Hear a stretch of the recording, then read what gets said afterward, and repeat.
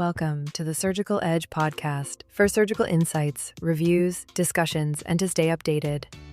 Let's dive in. Welcome to the Deep Dive. We're the show that cuts through all that noise, does the digging for you, and really hands you the actionable stuff you need. Think of us as your shortcut to being genuinely well-informed. And today, well, this deep dive is really built for you. If you're a doctor, a surgeon, already out there in the thick of it dealing with, complex cases, those tough on-call shifts, the endless admin for the show, you're exactly who we're talking to. Our mission today, help you sharpen things up, boost your efficiency, and crucially, look after yourself in this incredibly demanding job. Our source today is, honestly, it's a bit of a gem. Excerpts from Surgical Registrar, Efficiency and Well-Being in General Surgery. Now, okay, the title sounds specific, NHS, General Surgery, but the wisdom in there, it applies way beyond that. It's for any medical pro juggling patient care, paperwork, and trying to move your career forward. Yeah, what really jumped out at me is that core challenge it tackles. It's universal, isn't it? That constant balancing act. How do you stay at the top of your game, give great care, but also avoid just completely burning out? And this source, it doesn't just talk theory. It gives you actual practical strategies, things you can do to streamline your day and cut down stress. Exactly. It's about thriving, not just surviving, right? Yeah. So we're going to unpack some really practical tips. We're talking time management, handling on-calls, refining your skills, clinical or surgical, getting a grip on admin, and maybe most importantly, well-being. So yeah, let's unpack this, right? Let's kick off with the foundation, really. Time management. For doctors, surgeons, time is just different, isn't it? Every minute counts. Right. Why is getting a handle on this so critical and maybe so hard in medicine? It's absolutely pivotal because it's not just about scheduling, it's about where you put your focus, your energy. The source really highlights the Eisenhower matrix. I find it super helpful. You know that feeling where everything feels urgent? Oh yeah, constant. This helps cut through it. So 4 boxes. First, urgent and important. Think emergency laparotomy, a patient crashing, stuff that needs you right now. No question. Then, and this is often the tricky one, important but not urgent. This is your clinic letters, audit work, maybe research. It's vital for the long run for your development, but it doesn't scream at you like an emergency does. It's easy to push off. Right, the stuff that builds a better future but gets sidelined by the present fire. Exactly. Then you've got urgent but not important, maybe admin calls, some queries, things that feel like they need an instant reply but maybe someone else could handle, or you could deal with quickly without deep clinical thought. Okay. And finally, neither urgent nor important. Maybe some meetings you don't really need to be at, low-value stuff. The real power here is using this to consciously carve out time for that important but not urgent box. That's how you prevent future fires. That makes sense. Shifting from reactive to proactive. What about the day-to-day workflows like ward rounds? They could eat up so much time. Oh, definitely. The source has some great tips here, like pre-rounding with your juniors, your FYs and SHOs. Identify the sick patients before the main round even starts. You're already ahead. Smart. Gets you focused early. And delegation during the round itself, bloods, cannulas, imaging requests, let the FYs and SHOs handle those under supervision. It frees you up for the bigger clinical picture, the complex decisions. Right. It's not just dumping work. It's appropriate task allocation and using a proforma. Yeah, absolutely. Whether it's paper or digital, having that structure ensures you don't miss key details when things are busy. It keeps you systematic. Okay, structure helps. Yeah. And you mentioned streamlining tasks. Yes, batching. This is fascinating. Simple idea, huge impact. Instead of doing one clinic letter, then an email, then a discharge summary. Jumping between things all the time. Right, which kills your focus. Instead, block out time. Say, Tuesday afternoon, you do all your clinic letters. Wednesday morning, all discharge summaries. You get into a flow state. Minimize that mental switching cost. It's like a mini assembly line for your admin. Much faster. I can see how that would work. Oh, Less mental gear shifting. Okay, so batching for admin. Yeah. But what about the real chaos, on-call shifts? Those are a different beast entirely. How do you manage that pressure effectively? On-call is intense, high-stakes, rapid decisions. The source really bangs the drum for handover and effective triage. Simple tip first. Get there a bit early for handover. Okay, why? Gives you a moment to scan the list, see what's outstanding, get your head in the game before it officially starts. Then, triage. The source uses 3 categories. Category 1, immediate, true emergencies, peritonitis, obstructed hernia, major bleed, needs you now. Life or limb threats, got it. Category 2, urgent. Things like appendicitis, cholecystitis, needs attention soon, maybe within hours, but not necessarily this minute. Okay, serious, but a little breathing room. And category 3, can wait. Routine referrals, non-urgent consults, follow-ups. The key insight is deciding what needs your immediate personal input versus what can be planned, delegated, or safely deferred. It's about managing the flood, not drowning in it. That categorization feels crucial for managing the mental load. Mm-hmm. What about when, say, 2 Category 1s hit at once, or multiple urgent calls pile up? The classic nightmare scenario. The source offers this great little mantra: see one, do one, delegate one. Okay, break that down. So, 2 sick patients land simultaneously. You go see the most critical one yourself. Lay eyes on them, make the initial plan. The second one, you delegate confidently to a trusted SHO, someone capable. Right, leveraging the team. Exactly. It's about using your team effectively, empowering them to. But, and this is crucial, always know your safety net. If you're unsure, even slightly, call the consultant. No hesitation. Patient safety first, always. Absolutely. Don't be a hero. And documentation in those moments. It needs to be fast, but safe. Yes, smart documentation, use bullet points, clear, concise, gets the key info down, forget fancy prose, and use templates. If your EPR has pre-filled templates for common admissions or procedures, use them. Saves so much time. Makes sense. Leverage the tech. Which actually raises a bigger point. How much digital tools can really support these strategies now? They're not just records, they can be active efficiency aids. Yeah, that's a whole area in itself. Okay, so we've covered time, on calls. Let's shift to skills, especially for surgeons, but relevant for anyone doing procedures or complex assessments. Improving skills and confidence. This sounds really interesting. It is, and the source makes a strong case for practice outside the OR or the clinic room, simulation and wet lab practice. Things like lap sim for laparoscopic skills, cadaveric courses, sim centers. High-tech stuff. Yeah, but also low-tech, just practicing knot tying or suturing at home. Simple, but effective. It's all about building that muscle memory, that confidence, so when you're in the theater or doing that tricky procedure, you're ready. It takes the pressure off the live situation. Remove some of the learning curve from the actual patient encounter.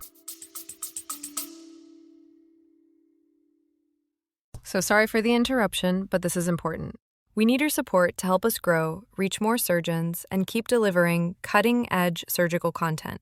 Press the support button and donate now if you like what we do. Let's get back to the podcast. And in theater itself, how do you boost efficiency there, beyond just being technically good? Theater efficiency starts before you scrub, really. Mentally rehearsing the case, reviewing the anatomy, the steps, so you walk in with a clear plan. Reduces hesitation. Exactly. And clear communication with the scrub team, concise instructions, clear requests, avoids delays, and afterwards. Actively ask for feedback from the consultant. Don't shy away from it. That's how you get better, faster. That feedback loop is vital. Okay, and briefly, logbooks and portfolios. Keeping those up to date. Crucial for progression. The advice is simple. Update it weekly. Don't let it pile up. Use eLogbook, ISCP, whatever system you have. And importantly, reflect on challenging cases. Write down what you learned. That's gold for your ARCP, your annual review. Shows insight. Good habits make a difference there. Okay, let's pivot to something everyone deals with. Clinics and the admin burden, the daily grind. It can feel relentless. It really can. For clinics, the source stresses preparation. Look at the list beforehand. Flag complex cases. Know who's coming. Maybe even pull up recent scans or results. So you're not starting from cold. Exactly. And use clinic pro formas for common things, gallstones, hernias, whatever. Standardizes your approach, ensures you cover the bases efficiently. Right, structured approach again. But how do you balance speed with thoroughness in the actual consultation? That's the tightrope, isn't it? It is. Structured history helps. Using mnemonics like Socrates for pain. Systematically asking about red flags, weight loss, bleeding, obstruction. Having a mental checklist. Keeps you on track. And examination. Focused examination techniques. For hernias, look, cough, feel, reduce, quick, targeted. For abdominal masses, site, size, shape, consistency. You know the drill. It's about rapidly getting the most useful diagnostic info. Not cutting corners, but being efficient. Targeted efficiency. Makes sense. And the paperwork that follows. Discharge summaries, TTOs, emails, referrals. Yeah, the bane of existence sometimes. The advice is clear. Do discharge summaries early. Dictate them right after the decision, or at least same day. Don't leave them piling up for Friday afternoon. Been there. Not fun. Nobody enjoys that. Delegate if you can. Simple discharges. Maybe an FY can draft it. Be proactive. Stay ahead of the admin wave. Don't let it swamp you. Proactive again. Oh. What about audit and research? Important, but feels like another thing to squeeze in. Choose wisely. Pick high-impact, relatively simple audits, VTE prophylaxis compliance, for example, something achievable, and collaborate. Share the load with colleagues, makes it much more manageable. Don't go it alone. And emails, referrals. Batch them too. Set specific times to check email, maybe after the ward round, end of clinic. Don't let notifications derail you constantly. And use standardized referral forms. Saves those endless phone calls chasing missing info. Yeah, those back and forths are killers. If you step back, all these little admin efficiencies, they really add up. They buy you back clinical time. Time for patients, teaching, or just breathing. Absolutely. Those small wins compound. Okay, let's shift to maybe the most important piece of the puzzle. Teamwork and looking after yourself. The human elements. Couldn't agree more. And a big part of this is empowering your juniors. It's not just delegation, it's teaching. Show them how to take bloods confidently, put in catheters, clerk patients well, supervise, guide, build their confidence. So they become more capable members of the team. Exactly. It's team development. When you're slammed with a complex case, knowing your junior can competently handle the new admission because you've invested in them, that's huge. It builds resilience in the whole unit. Makes everyone's life easier ultimately. And MDTs, those big multidisciplinary meetings, how to navigate those effectively. Preparation is key again. Know your cases inside out, the imaging, the histology, the story. And when you present, be concise. Get to the point. Respect everyone's time. Be ready for the key questions. Be sharp, be prepared. Got it. Okay, the big one. Stress management, avoiding burnout. What practical tips does the source offer? Simple stuff, often overlooked. Take breaks. Seriously, even 5 minutes between tasks can reset you. Stay hydrated. Snack smart nuts, fruit, not sugary junk that leads to a crash. Fueling yourself properly. Sounds basic, but easy to forget. So easy. These little things maintain your energy, your clarity, your resilience through a long shift or a tough week. And work-life balance. Feels like a myth sometimes. It's a necessity, not a luxury. Protect your days off. Really protect them. Don't check work emails constantly. Let your brain switch off. And exercise. Even a 20-minute walk after a shift does wonders for decompressing. Creates that separation. Crucial. And the final, vital point, seek support. Talk to your colleagues. You're likely not the only one feeling the pressure. Use professional resources, practitioner health in the UK, or whatever's available where you are. Don't bottle it up. Right. It's not a weakness to ask for help. Absolutely not. Which kind of raises that big question, doesn't it? How often do we, in medicine, really put our own well-being first instead of just pushing through the endless demands? It's something we all need to think about more. That's a really powerful question. And so important. Okay, before we wrap up, let's briefly connect all this to career progression. How do these tips help you move forward? Well, things like targeted learning, using downtime, even small pockets, to focus on syllabus topics for exams like the FRCS, attending training days, making your learning efficient and focused. Using those snippets of time wisely. Yeah, and networking and mentorship.